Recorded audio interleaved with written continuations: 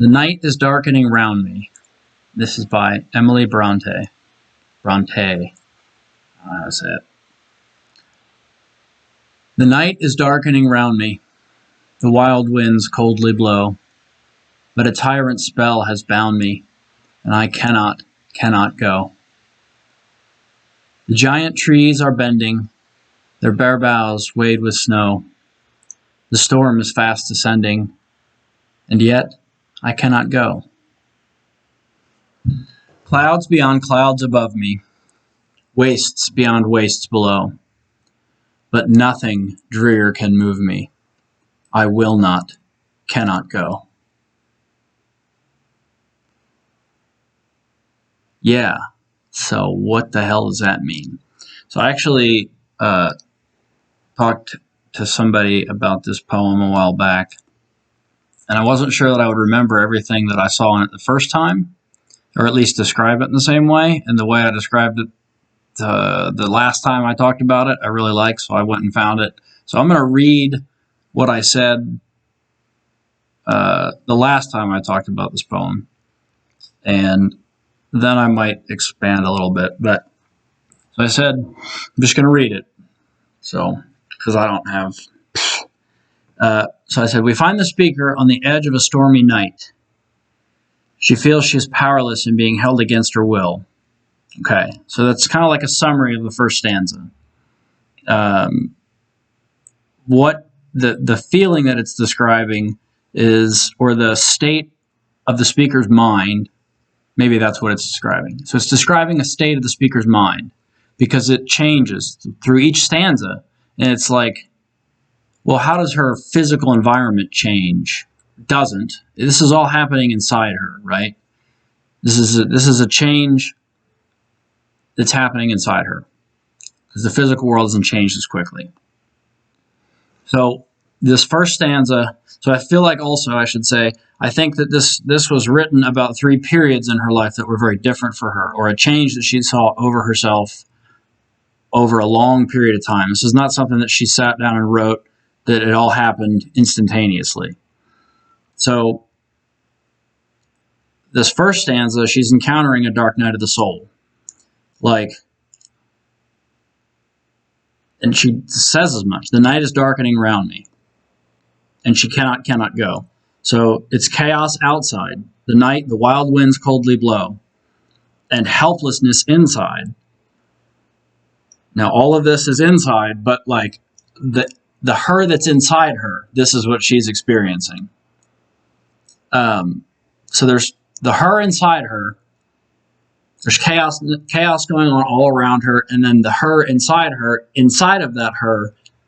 Fuck, I'm already confused, just in case you guys were wondering. But the her inside her feels helpless, like a tyrant spell has bound me, and I cannot go. Even if she wanted to, she couldn't go. Okay, so that's very different from the second stanza. Not very different, but slightly or progressively, like more locked in. Okay, so the second stanza, this is another, I'm going back to my read. The second stanza is the storm made real and physical. So I guess in the first one, it's this stormy night kind of like in her mind. Maybe there was, she's just, okay, so the second stanza is the storm made real and physical. She experiences its effects on the world around her, but she doesn't feel powerless anymore, because this last line that she says, the and yet, it's and yet I cannot go. So she's surprised by the fact that she can't go. She feels like she can, because it's the and yet. It's not the tyrant spell anymore. The storm is fast descending, and yet I cannot go. So it's like, I could if I wanted to, but something is keeping me here. Okay, so the tyrant spell has been broken at this point. And so I'm going to compare the first stanza and the second stanza. The first stanza is, the night is darkening round me, the wild winds coldly blow. So it's kind of this ephemeral thing. Like, she can't see what's going on, but she can feel. So her vision is blocked. She can't see what's going on because the night is darkening around her. but she can feel the wild winds coldly blowing and probably hear what's going on around her too, like the wild winds whipping. You know that sound, okay? So the second stanza, the giant trees are bending. She can see them now. Their bare boughs wade with snow. The storm is fast descending. So this is coming on quickly, and she can see it happening. So she's got her vision back, right? And yet I cannot go. She can't leave yet. She feels like something's keeping her there, but it's not a tyrant spelling or something about her that's keeping her there. Okay. Oh, and then the and yet, I also said, so the and yet, it's curious to her. And yet, I cannot go. She doesn't understand it, right? So it's like, curiously, I cannot go. And then I said, maybe the storm is not as bad as she thought it was going to be. So like, curiously, I cannot go, but I also don't feel like, it doesn't feel like I'm not going to weather it. She's not saying a tyrant spell has bound me. She doesn't feel like she has to get out of there anymore. She just thinks like, I cannot go. And it's not like a bad thing. It's curious to her, right? It's not the bad thing that was in the first stanza anyway. Okay. Sorry. The third stanza, this is me reading what I wrote before again. So by the third stanza, she sees the world beyond the storm, clouds beyond clouds, wastes beyond wastes. So she sees all of the good, the clouds above me. She sees all the good in the world, in her world, or all the potential. And then she sees all the wastes below her. So like, sorry, I got a crick in my neck. So like, not only does she see what's there, but she sees what's beyond what's there. Clouds beyond clouds above me. Wastes beyond wastes below.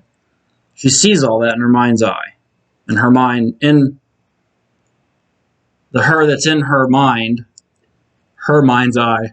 Sorry, it's confusing. But I think it's deep. That's why I love this poem. So, clouds beyond clouds above me, waste beyond waste below. The world beyond the storm. And so back to my reading. And despite the suffering that lay in wait for her, she knows it's there. She refuses to give in to the dreariness of the outside world. She has a job to do or a destiny to fulfill, and she chooses to stay. I will not, cannot go. It's not a curious thing that is keeping her there. She knows why she's staying there. I will not. That's a defiant statement. I will not go. I will not, cannot go. I will. Will. The will. Not just like a will, would, should, could, whatever. Will, won't, blah, whatever. It's not a be. It's a will. I will. I will it that I cannot go. But nothing drear can move me. She is beyond being commanded by all of the sadness around her.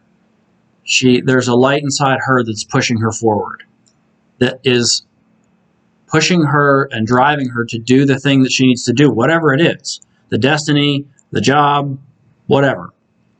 And like that changed throughout the poem.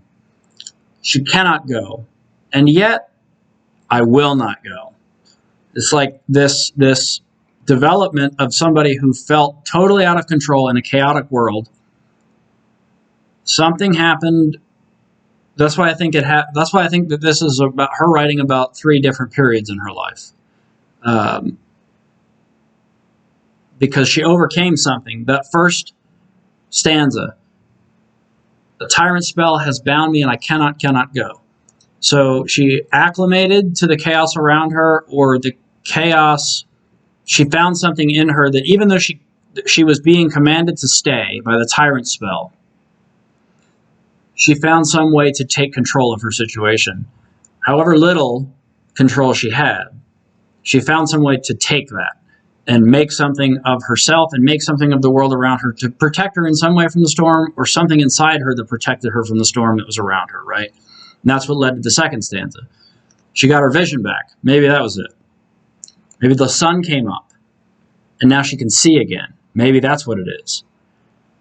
Because in the first stanza of the night, in the second stanza, she's got her vision back. So maybe the sun came up. Maybe something totally not within her control. It was totally happenstance. That happens all the time too. You feel chaotic, and something else in the outside world happens, and you're like, I got this. It's like it reminds you of something, or it gives you a new perspective of the world. So she can see again. And then it's still like, I know how bad the storm was. Now I can see it. I should be more afraid. Maybe she's thinking. Maybe you're thinking. If you can see the storm, you should be more afraid. No, maybe, because sometimes your mind can make things up that is much worse than reality. Actually, a lot of times, your mind will make stuff up that's way worse than the reality that's out there. And so the sun comes up, and she gets her vision back. She can see the world around her. She's like, oh, it's not as bad as I thought. So, curiously, whereas I used to want to run from this and was being prevented, I don't need to run from this anymore. I don't feel like I'm being prevented from running from this. Even though it would be cool if I weren't here, it's like, I know I'll get through this. That's the end yet. The end yet is very powerful. It's curiously, I cannot go, but it's okay. Like, I've made my peace with it. You gotta drink water when you talk a lot of shit. So, and then the third stanza is just fucking triumphant. It's like she just takes everything, takes the world by the horns and wrestles that bitch down.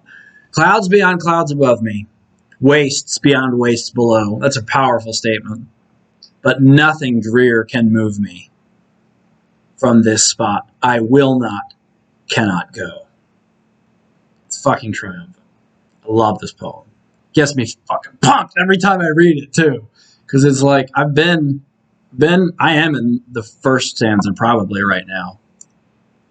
Yeah, I'm probably still in the first stanza. And then the second stanza, maybe I can see the second stanza. Maybe I see a sun rising. Maybe I think I hear the sun rising. That's a weird thing to know. But like the birds chirp, right? They chirp before the sun rises, or as the sun just barely hints before we can see it, they know. The birds know. So maybe I'm hearing birds right now in my life. And I'm like, I can hear that there's, oh yeah, the crick is getting me.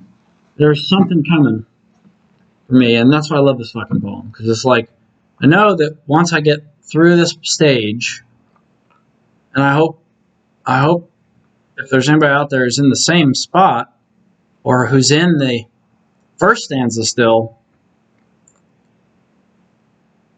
just listen for the birds.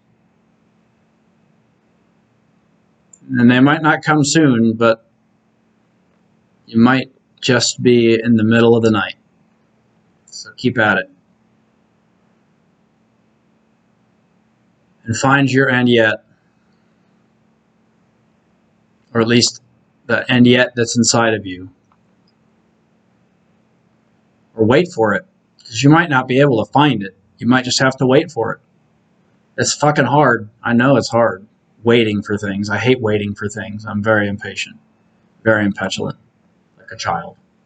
I am a child. We're all children at heart. Like, we all have a child inside of us. And when the world is chaotic, is when both the good and the bad sides of the child come to the surface. Again, I'm just talking a bunch of shit right now as it comes into my head. But I don't know, maybe it makes sense to somebody. Makes sense to me. So, yeah. Nothing drear can move me. I will not, cannot go. One day. One day. One day.